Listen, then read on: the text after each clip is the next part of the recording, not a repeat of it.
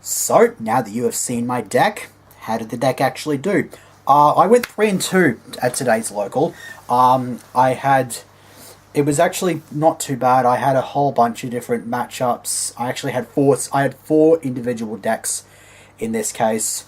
I'm just kind of blabbering on here, which is pointless. I might as well just get this tournament report over and done with, because it's going to be a lot of information, or as far as I can remember. So I got Noble Knights round 1. I basically... He for some reason, he never went Excalibur. I think he may have gone Excalibur right at the end, but I already had the answer to it. But he didn't really go for Excalibur, and I don't think he knew the deck that well. I think he literally just took the deck straight out of the Noble Knights of the Round Table box set and just ran with that. So that ended. So that game 1 pretty much ended straightforward. It was just me smacking him in the chops. Then game 2, I found myself sitting on a paltry 200 life points, because he just kept beating the crap out of me with I think it was Artorigus or some shit, or like... No, I think it was Ignoble Knight of High Launcelin or something like that, but he just kept beating me down. I kept fighting back with Xyz plays, and then somehow he pulled him a drought, and then put Caliburn on it, and just sort of won there.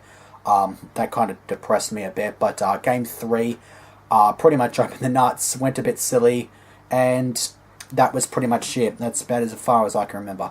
Round 2, I played the mirror match. I opened game 1 with like fuck all monsters. Actually, I did not see any monsters, and then when I finally saw a monster, I think it was Vega. So that's me not wanting to run Vega at 2 anymore. I actually sided out Vega. Like, at pretty much every time I sided one Vega out, because I knew that the 2 Vega was just not working at all. It was horrible. So I eventually did see some monsters, but by that point the damage had already been... He'd already put enough of an establishment on board, and he'd already exhausted my back row, so that was a loss.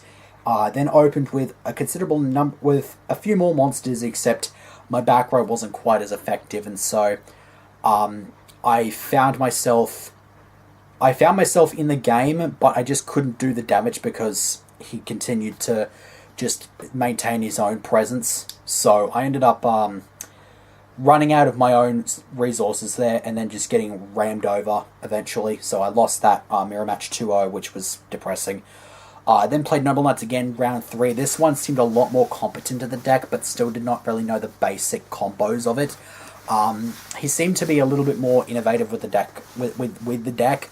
And so, game 1, I basically just set up a Trevor, then Diamond, and basically just kept beating him down with that, and he couldn't do anything.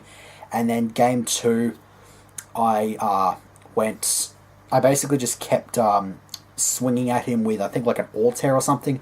I just sat back and just kept swinging with Altair, and I had like an Alpha or 2 on the back row, and so I just kept pushing, and then as soon as I saw the big play, I just dropped the big creature and just went for the game. So that was pretty much that. Round 4, I got Qliphort.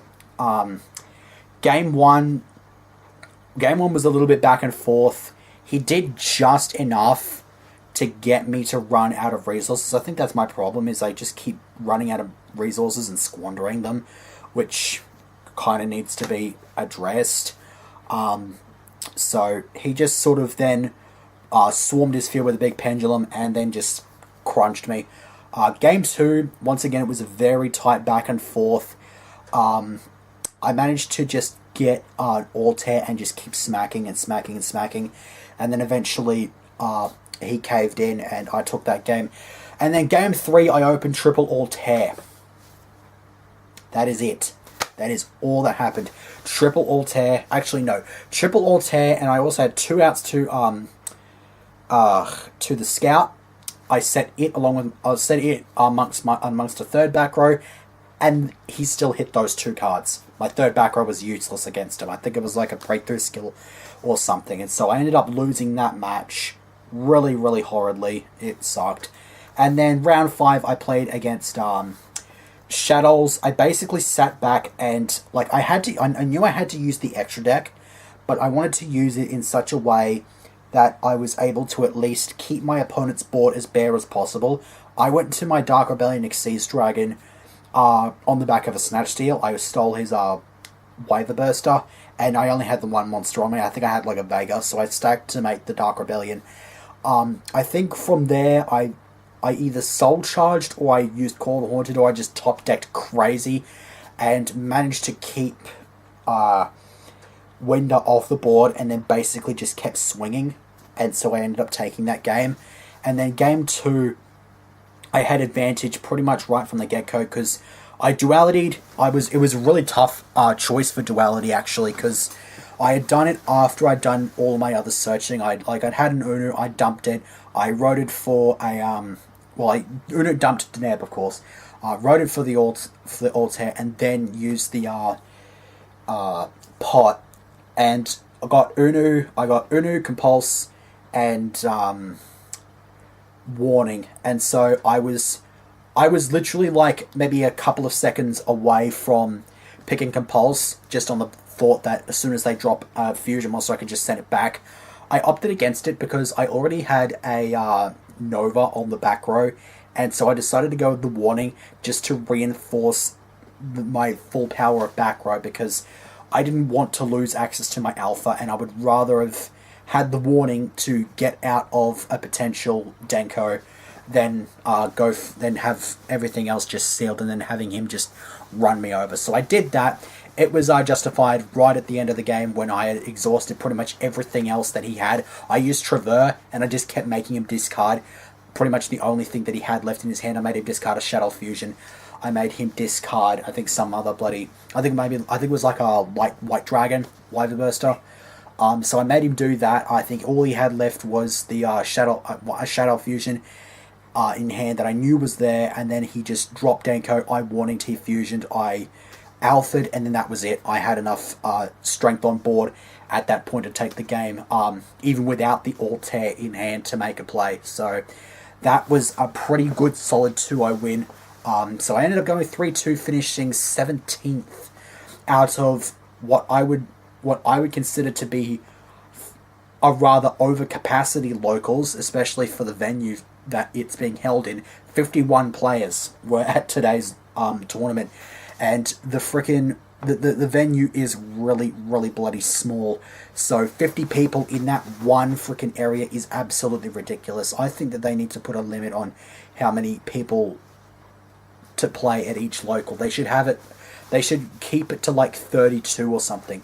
32 I think is a good number, because it makes it so that if you go 3-2, you still have that very outside chance to make top 8. But as long as I go 3-2, I'm never making top 8, because there was that many people there. I get the feeling that maybe some people that went 4-1 didn't even make top 8, and that's the really depressing part. So I think hopefully that becomes a thing in the future. The only thing that would be suckish about that would be having to actually pre-book your spot, because if you arrive and then everybody's already booked, then, you know, that's going to be a bit of a problematic sort of thing. So hopefully that they could work that out. I don't know, but 50 player locals is a bit ridiculous. It's not so bad if you have a decently sized venue, but this place is really small. So that's my only real gripe with it. But I'm just pardon me. I'm just rambling on about pointless crap.